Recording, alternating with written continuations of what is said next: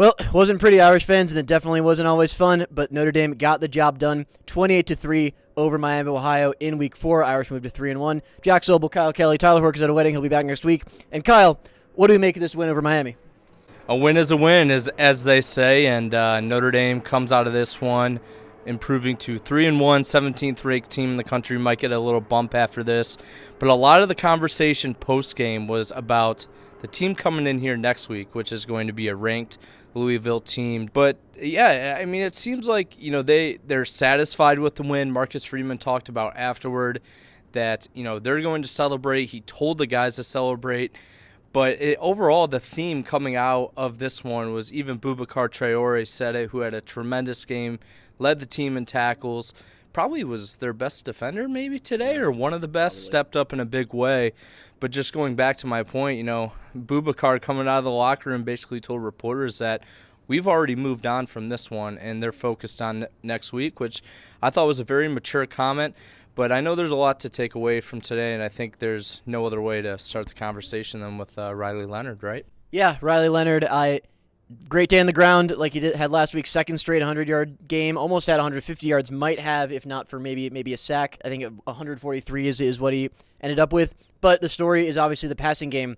Riley Leonard only about maybe a little over 150 yards through the air, had some bad misses on the run early in this one. Riley did get some boos, did get some Steve Angeli chants. Marcus Freeman had the banger quote after the game, which was, "We don't make our lineup decisions based on what the sentiment of the fan base is." Riley Leonard is still this team starter. He will be for the foreseeable future, the rest of the season. I would say Riley's performance was uneven, but certainly not all bad.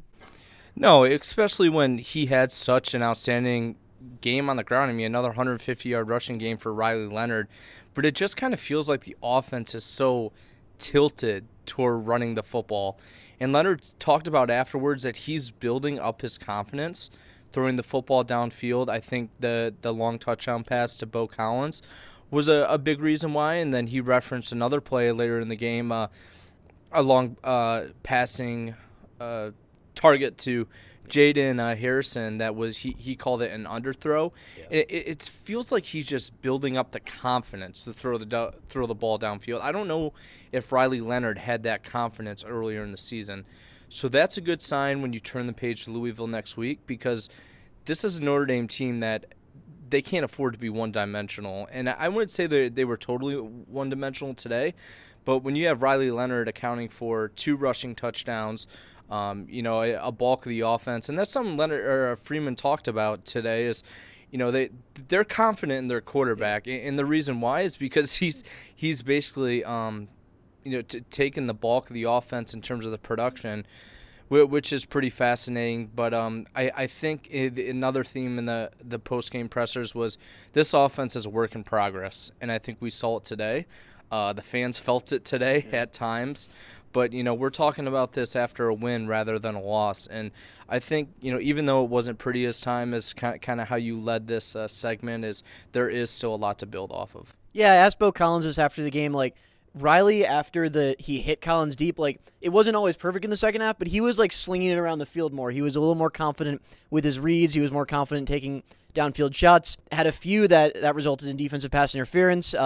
I think 3 total, one to Feza and 1 to Chris Mitchell. An early one to Mitchell Evans that would have been a drop in the bucket throw if Mitchell Evans didn't have one of his arms grabbed. So not a lot, or a lot of good, a lot of bad for Riley Leonard. The same can be said for the rest of the team. And starting with the defense, coming out of the gate, they kind of let Miami run on them a little bit. A Miami team that had been averaging 1.4 yards per carry up until this game. But they recollected, only allowed a field goal. It was very much bend but don't break for the Irish, and then it was break the other team as they had some timely turnovers, sacks. You mentioned Boubacar Traore. Great performance. What do you make of the defense? You took the phrase right out of my mouth. Just covering Notre Dame and following them for so many years, it seems like the theme of this defense with this fan base has always been bend, don't break. And that's what the Notre Dame defense has become, and always will be, it seems like. And that theme stayed true today. And ultimately, at the beginning of the game is where it really showed itself, was on that opening drive after Faison muffed the punt. Notre Dame had their backs against the wall, and it could have been a different ballgame if Miami gets 6 points But they ended up with 0 on that opening drive, thanks to junior Tui Halamaka, who had a very impressive game. I would almost want to say it felt like a breakout game for junior Tui Halamaka, even though he is a junior. They've been looking for junior Tui Halamaka to have this type of game all season long, all career long, and he made a lot of big plays today. You referenced Boubacar Traore, who from the start, and I mentioned this in my halftime story that I posted on Blue and Gold, that kind of looked like he was shot out of the cannon right away. He had the forced fumble, strip sack. Miami did cover it, but great signs of just Boubacar's progression is so important for this defense, especially on the defensive line. Even though they have that veteran presence inside, it feels like the guys that are playing that Viper position right now are their best guys, their most productive guys. It seems like they're leaning on them. And how about the secondary? Man, they're just incredibly impressive. Something that Marcus Freeman attested to afterwards is I kind of found this fascinating. Really credits them for being a man defense. They don't run a lot of zone, and well, the reason why is because they have 2 of the best cornerbacks in the country. They can leave both those guys on islands with Benjamin Morrison and Christian Gray. Now, when you do have Benjamin Morrison on one side of the field, Christian Gray is getting a lot of targets on the other side. He saw that today. He referenced that in the postgame presser, had an interception, but it just seems like this unit from top to bottom, the linebackers don't get talked about a lot, but continue to play well.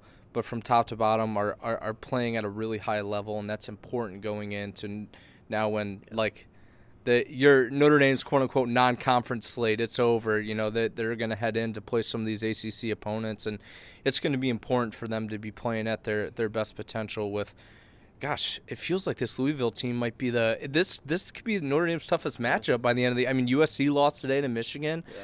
Florida State's really falling apart. So, it's a good time for Al Golden's unit to be clicking.